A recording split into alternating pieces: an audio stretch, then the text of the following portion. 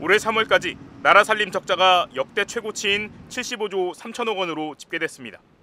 기획재정부의 월간 재정동향 5월호에 따르면 3월 말 기준으로 총수입에서 총지출을 뺀 통합재정수지는 64조 7천억 원 적자였습니다. 통합재정수지에서 국민연금 등 4대 보장성 기금을 차감해 정부의 실질적인 재정 상태를 보여주는 관리재정수지는 75조 3천억 원 적자를 기록했습니다. 이는 달마다 관리재정수지를 집계하기 시작한 지난 2014년 이후 3월 누계 기준으로는 가장 높은 수치입니다. 지난해에는 같은 기간에 54조 원의 적자를 기록했는데 이와 비교해서도 관리재정수지 적자폭이 21조 3천억 원 확대됐습니다. 3월 말 기준 국세 수입은 84조 9천억 원으로 작년 같은 기간에 비해 2조 2천억 원 줄었습니다. 법인세가 5조 5천억 원, 소득세가 7천억 원 줄었고 부가가치세는 3조 7천억 원 늘었습니다. 정부 총수입은 작년보다 2조 1천억 원 증가한 147조 5천억 원으로 집계됐고 1에서 3월 총지출은 작년 같은 기간 대비 25조 4천억 원 증가한 212조 2천억 원을 기록했습니다. 기획재정부 관계자는 상반기 재정 신속 집행의 영향으로 지출이 3월에 집중되면서 전체적인 적자폭이 커졌다고 설명했습니다. 이같이 세수는 줄고 지출은 늘어나면서 정부가 한국은행에서 받은 단기 대출은 통계 집계가 시작된 지난 2011년 이후 최대 규모를 기록한 바 있습니다. 급전이 필요할 때 직장인들이 흔히 쓰는 마이너스 통장 같은 개념인데 정부가 한국은행으로부터 받은 단기 대출은 1분기에만 32조 5천억 원을 기록했습니다. 1127조 원, 지난해 말 기준 국가 채무가 사상 최대를 기록했습니다. 국민 1인당 나랏빚이 2,178만 원인 셈으로 1982년 관련 통계가 작성된 이후 처음으로 GDP 대비 50%를 돌파했습니다. 정부 지출을 70조 원가량 줄였지만 수출 부진과 부동산 경기 침체에 따른 법인세와 양도세 등 세입 감소의 영향이 컸습니다. 역대 최고 수준의 강도 높은 지출 구조 조정을 단행하였고 재정 총량을 엄격하게 관리해 왔습니다. 역대급 세수 결손으로 정부의 재정 상태를 보여주는 관리 재정 수지 적자는 87조 원에 달했습니다. GDP 대비 3.9% 적자로 당초 정부가 약속한 건전 재정 준칙 3%를 지키는데 2년 연속 실패하게 됐습니다. 막대한 재정 적자가 발생하며 금융투자세 감면, 상속 증여세 감면 등 정부의 각종 감세 정책 추진에도 제동이 걸리게 됐습니다.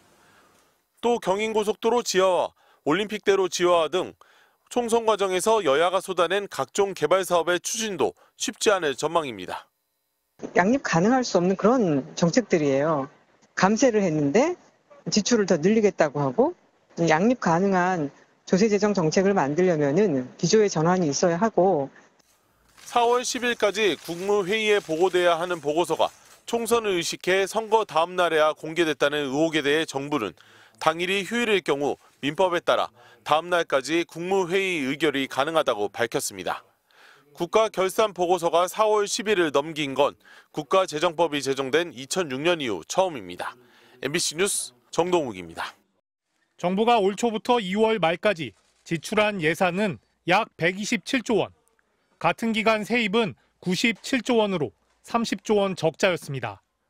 부동산 공시가격 인하 등 감세 정책의 영향으로 세수가 줄어든 데다 총선을 앞두고 예산 집행을 서두른 것이 원인으로 꼽힙니다.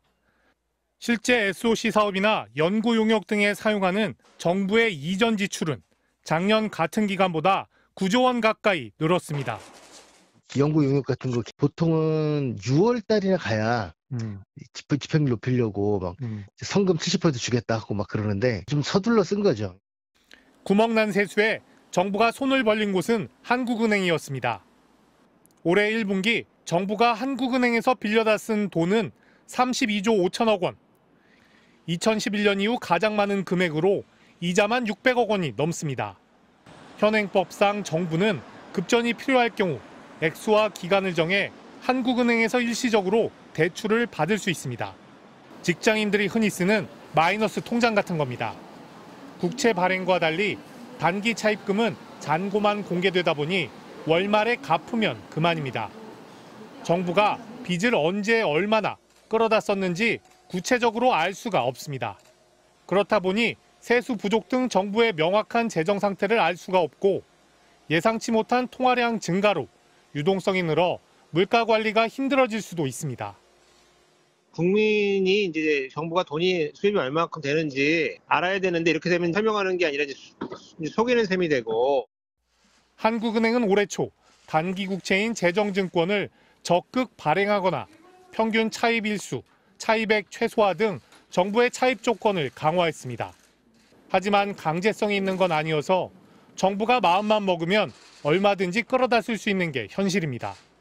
정부는 1월에서 3월 기간은 통상 세수가 별로 없어서 일시 차입이 많았을 뿐이라고 설명했습니다. MBC 뉴스 박진준입니다.